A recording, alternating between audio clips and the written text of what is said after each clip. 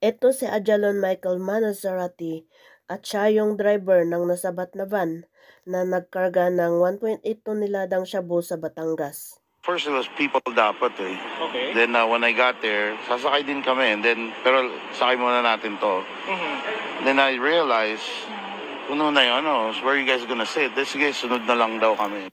Ayon sa magaling na pananaliksik ni Sas Rogando Sasot, si Ajalon Michael Manazarati ay isa palang Philippine-American at nagsilbi bilang US Army.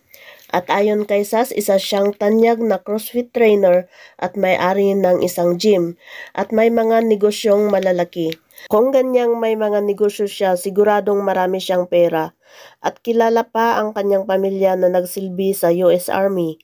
Kakaagatin kaya niya ang 6,000 pesos lamang na arkila? Hindi kaya tama lang ang hinala ng marami na scripted lamang ang hinuling 1.8 tons ng shabu? Sobrang nakakataka kasi ang inasal ni PBBM sa interview sa pulis na humuli daw sa van na minamanihon ni Ajalon Zarati.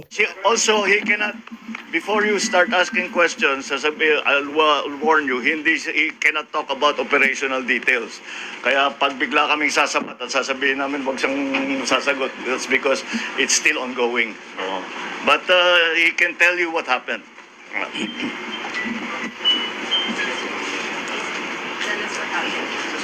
Ano po nangyari sa Good morning po. Pagkilala ka, Nakabahan si sir. alam mo sa training sa military at saka sa police, walang training para makakaharap sa press. Kahit kumarap sa bala, kaya namin, pero kumarap sa press. So, magandang umaga po sa ating lahat, sa ating mahal na Pangulo, Sir, sa lahat mo narito. Sa ngayon po, hindi pa po kami makakapagbigay ng eksaktong detalye ng pangyayari kung paano namin nasabat itong gantong kalaking halaga kasi umuusad pa rin po yung aming investigasyon. Ayaw po namin makompromiso yung mangyayaring hanggat may sampa po namin yung kaso laban po dun sa tao. Yun lamang po at maraming salamat po. Alice, sabi mo na-intercept ninyo sa roadblock. So, meron po kaming regular na checkpoint na sinasagawa po dito sa Bayan Nalatagtag. So, as part of intensified crime prevention. So, part of it, pina-flag down po namin yung mga sasakyan kung mayroong suspicious po. So, yun po, sinasubject po namin for inspection po. So, yun po, kagaya po na nangyari dito po sa pangyayaring ito. Yun po ang naging resulta. Nasabat po namin yung ganitong kalaking halaga po ng shabu po. Ayos.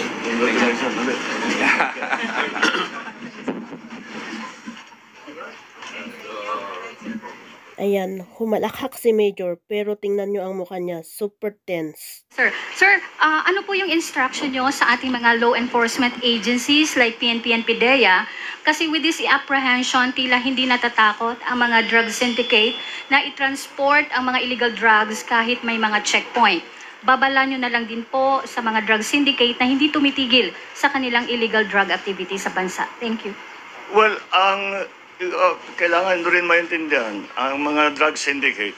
Pagka nahulihan, parang cost of doing business nila yan eh. Nakakasama na sa kalkulasyon nila. Once in a while, mahuhuli tayo.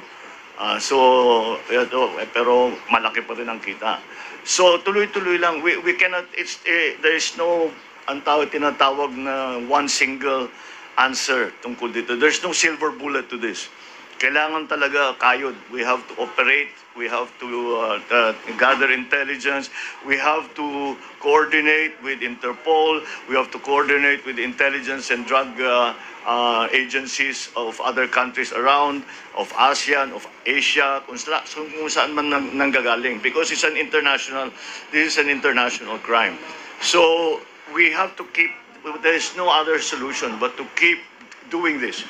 Na kung pasok sila ng pasok hanggang it is not para magawa. Napakahirap magpasok ng drugs sa Pilipinas, wag na natin gawin, dadali natin sa ibang lugar.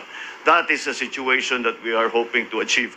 Pero the only way to get that is to continue to prosecute the drug war, but well within the law, so that the cases can be filed, and the syndicates can be identified, the guilty parties can be arrested and eventually imprisoned. And that is the point of this, what we are doing. That's the only way to approach it. Pahirapan talaga yan. Tignan ninyo, tayo nasa Pilipinas, tignan ninyo ang problema. Sabihin na lang natin, kasi wala tayong resources, wala tayong funding na masyado. Tignan ninyo, kahit yung mga mayayaman na bansa sa Amerika, sa Europe, gaano ka trilyon na dolyar ang kanilang ginagastos na meron pa ring drug problem. Kaya tayo, ganun din, wala tayong mga ibang pwedeng gawin kung hindi sige lang ng sige, just keep going. Ang kapulisan naman natin is nasanay na rin sila at alam na rin nila kung paano ang sistema kuminsan. Kaya ino-operate, basta we just keep operating and keep gathering intelligence, and that's the key to bringing down the activities of the drug syndicates dito sa Pilipinas.